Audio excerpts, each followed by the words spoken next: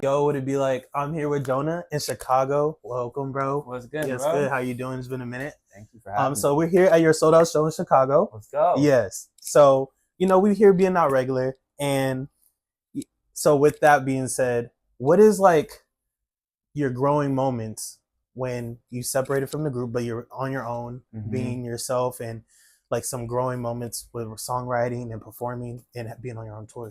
I think the biggest growing moment for me was writing my first song, Twisted Lullaby. Okay. I was going through a hard time, and that was the first song that I wrote for my solo project. And it was just like all of the insecurities, all of the imposter syndrome, the comparing myself to my friends, kind of like wondering where my life is headed, that kind of thing. And I put all of that into a song. And it was kind of the first time, I feel like in Why Don't We, I definitely wrote, but it was with the idea that we were all kind of sharing a perspective together. Okay. And so this is the first time that I really put like my own like shit I was going through like into the song, and it was like therapy. It was amazing. That's so that was a huge growing moment. Yeah, and it sounds like soul searching moments. Like in that song, like you kind of explain like comparison moments, but then when you find out like who you are and discovering that, so that's fire. So and it's been cool being on this tour and like performing it, and everyone knows it, and like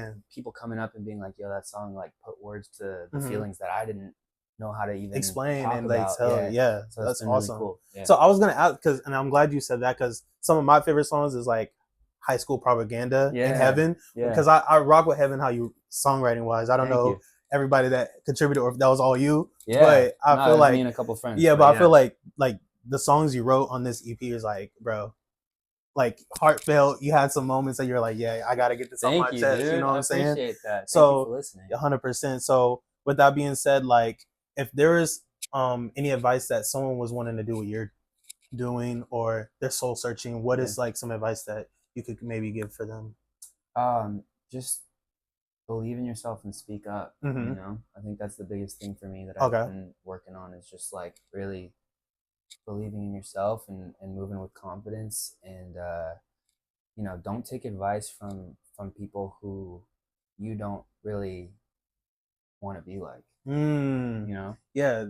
I like that. And so with inspiring some of your songwriting, I know like some of them are like love songs and things of that nature, so like did you have to like get inspired from like past moments of like love or like heartbreak, and just kind of like definitely took past moments into consideration. Also for Heaven, I was actually like right before going on that writing trip, I was hanging out with my friends Chase and Kelsey, and they had just like kind of started falling in love. And it was crazy like hanging out with them, because like I was just seeing how they looked at each other. Young love, man. It was hella inspiring. So I was just like, yo, I gotta capture whatever I just witnessed into a song. That's awesome, man.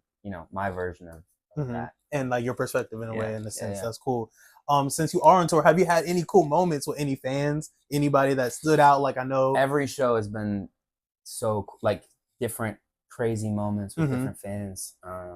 I've been taking the time after the show just to meet every single person that comes. That's real. So I'm here usually till like midnight after the show, but it's been so special because I'm having all these really meaningful conversations, and more than anything, like this tour has felt like almost like a family reunion. Like I get to see all these people that I've grown up with, and it means a ton. It means a ton. Yeah, I was just talking to a girl down there, and she was just like, I went through some of the hardest times, and like I started supporting you when I was 11, and now I'm like 20. Man, and I'm growing like, with that's you, crazy. Fire. Like, man, it's cool. Like I'm just like, it's way bigger than me. That's what I'm saying. 100%. And even from the social media aspect, I feel like you're really hands on, showing love, and like like showing that you care. Like you always like making sure you interact with people, and like, hey, they're noticed. And I think that's really like if I can take 10 seconds out of my day and like completely change somebody's whole vibe, like of course I'm gonna do that, man. And they appreciate it. It goes a long way.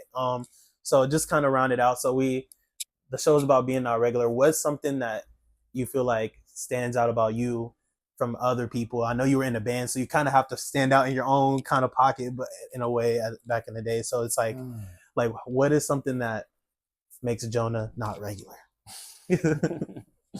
Man, I think just like really prioritizing connection with people and like trying to be kind to everyone that I meet and yeah, being optimistic. You know what I Okay, mean? yeah. Yeah, like glass half full. You know All what the I way, mean? Like I've 100%. I've had some tough times in the last couple of years, but I'm so grateful that I pushed through that, and I'm happy to be on tour again, and Yes, like sir.